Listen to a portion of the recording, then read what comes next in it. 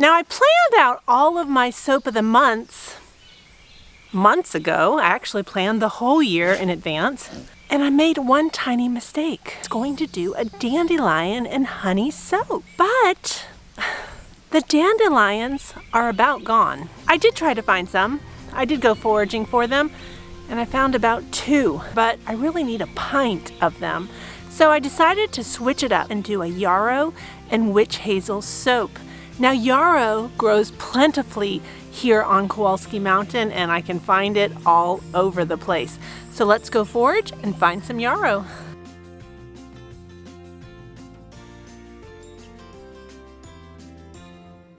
Now, one of the coolest things about moving here to Kentucky is all of the interesting plants that grow here on the farm. Now, I have never done much with herbalism, and I'm going to be honest, it's completely overwhelming to dig into it. But I've decided to just try one herb at a time and just try something. And little by little, I'm going to learn about herbs. So this month, we're going to dig into yarrow. Now right here is some yarrow blossom, which attracted my attention over here. Now this is the yarrow flower, and you can see the little leaves. I'm looking for the big leaves. These.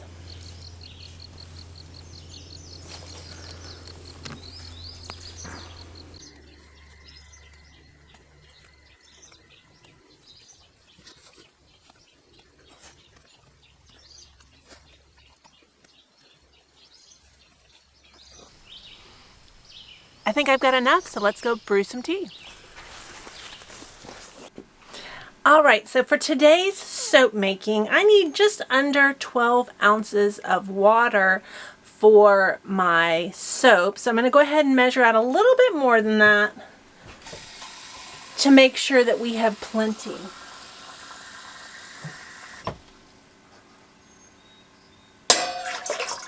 So I did about 2 cups, and now I'm just going to add my yarrow leaf into my pot, and we're going to make yarrow tea. It's probably not necessary for me to cut the stems, but the reason I am is because they fit in the pot better. Yarrow is such an interesting plant. It's all over the farm. Very easy to find.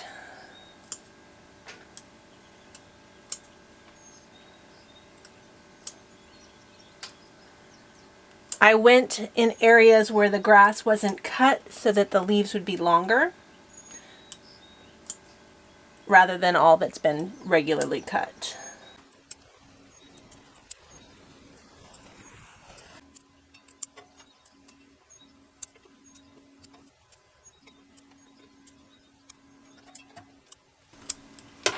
All right.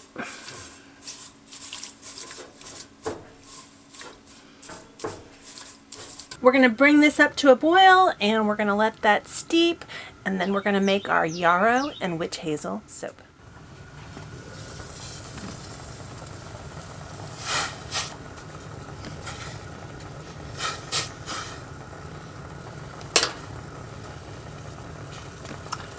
I'm trying to decide the aroma. I almost think it smells a little bit like oregano, but I'm not sure that's the right herb.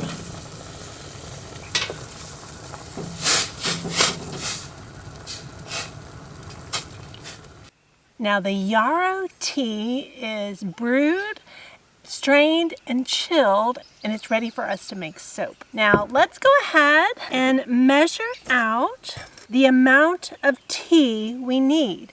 Now because I'm adding witch hazel to this soap, I need to do a water discount.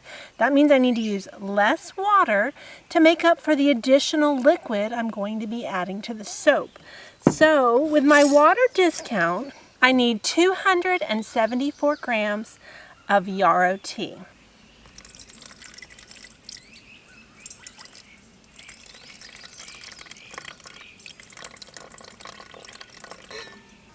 Now I'm going to set this aside, And we're going to go ahead and measure out our sodium hydroxide.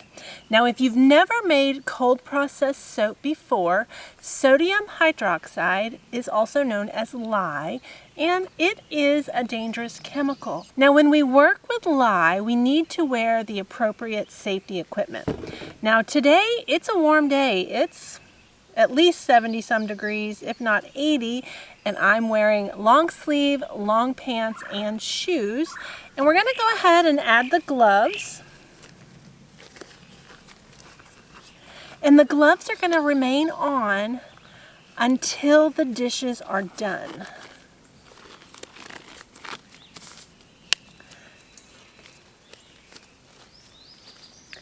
Now, while lye can be quite intimidating to make soap, as long as you follow the safety precautions, lye is really not scary at all. You want to be careful to protect your skin and your eyes while you make soap. All right, here's my goggles, and I'm ready to measure the lye. So I need 163 grams of lye.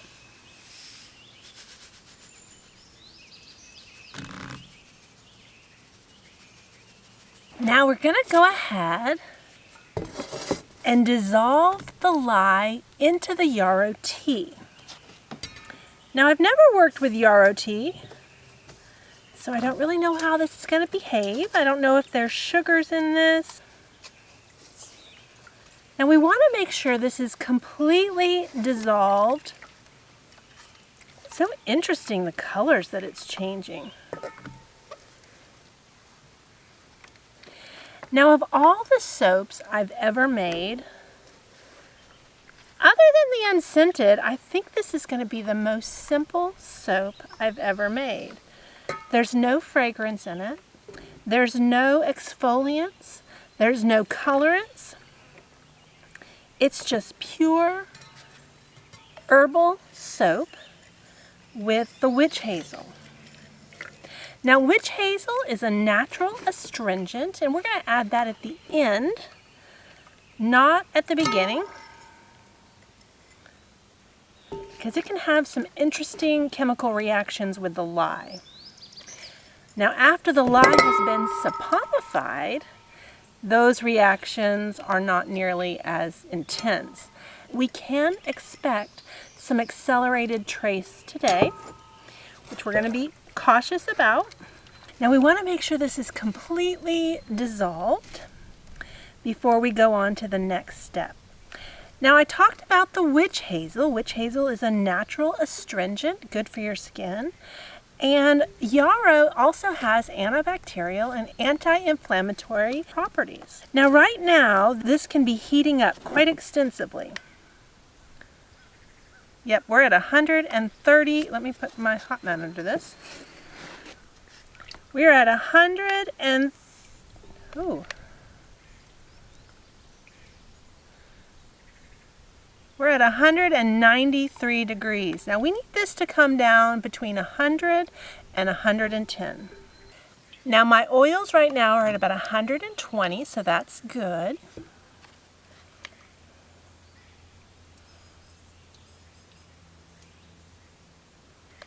And stirring this is going to help the temperature come down as well. Now on the sides of my bowl, I see a little bit of undissolved lye, so I want to be sure that that's all dissolved. Undissolved lye in our soap can burn your skin. Once it's been saponified, where the oils and the lye go through their chemical reaction and create a new chemical, then the soap will be safe for our skin. But until it's completed the saponification process, we need to be cautious of that. I'm just going to let this come down in temperature, and then we're going to go on to the next step. Now I'm going to set my witch hazel right here. I've already measured it, but I don't want to forget to put it into the soap. Now my oils are almost in the correct range. I think I want an ice bath to help bring down the temperature of this lye mixture. I'll be right back.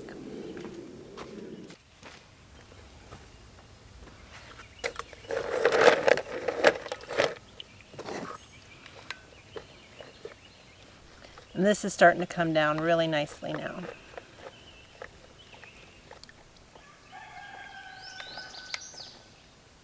Okay, I am happy with that.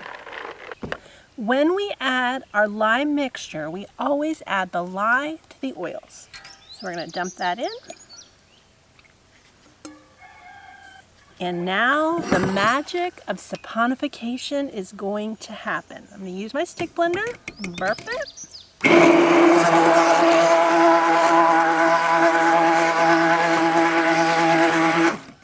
And we're going to take this to a light trace. It's going to look like, kind of like pancake batter.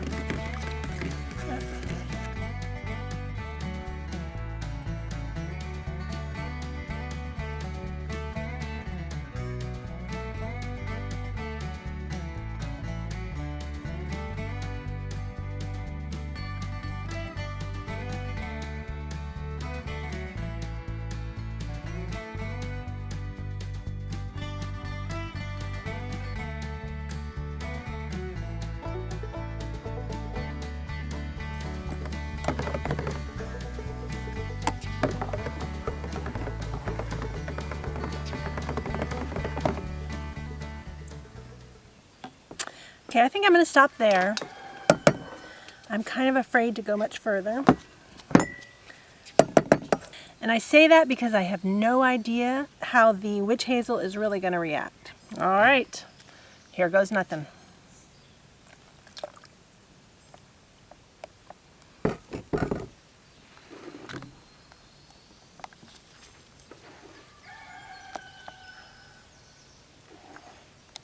Now I want this to be completely mixed in. I don't want to see any separation. But I didn't want to use a stick blender and make it go too fast. Yep, we're accelerating, so let's go ahead and get this in the mold.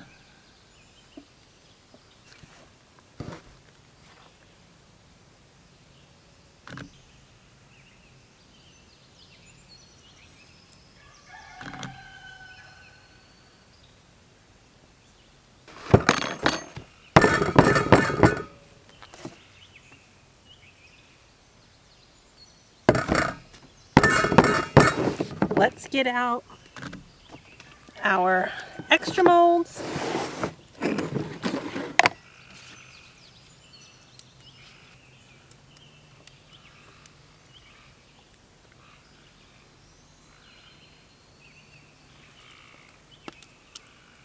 think I perfectly timed it this time on trace. If you've watched the last couple of Soap of the Month videos, you'll know I've had some trouble with accelerated trace. And this month, looks like I made a good call on my timing, and I beat it to accelerated trace. Now, for the hardest part for me is to form the top. Oh, this is going fast.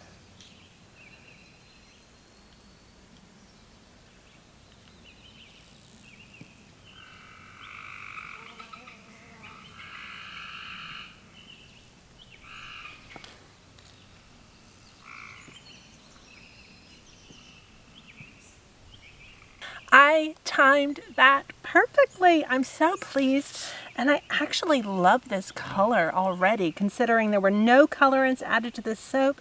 It's purely Yarrow tea and that lovely color. Now we're going to let this go through gel phase, so we'll see how this color holds up. Now we'll come back in a couple of days when we cut it.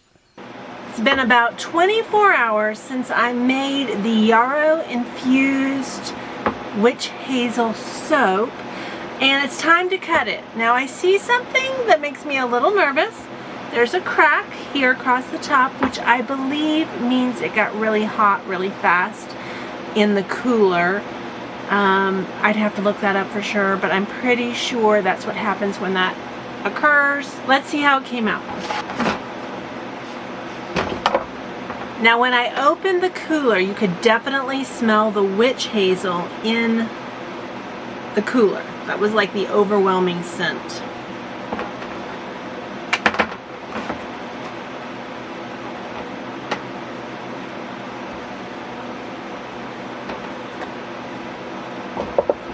that looks pretty good. Not bad at all.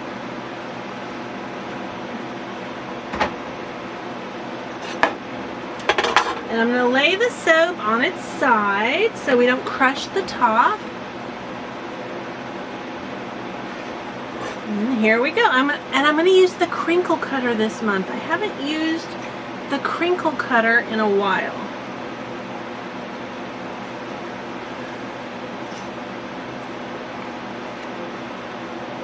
Oh, interesting. A lighter center with a darker edge. That's not what I expected at all. I expected darker in the center.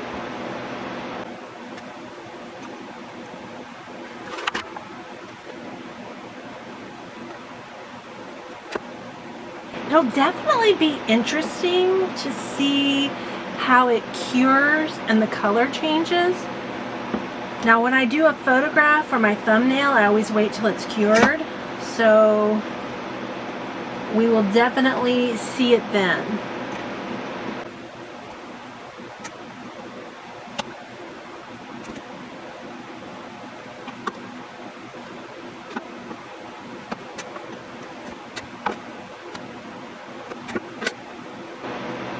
So no cracks on any of the bars, not all the way through. That's perfect.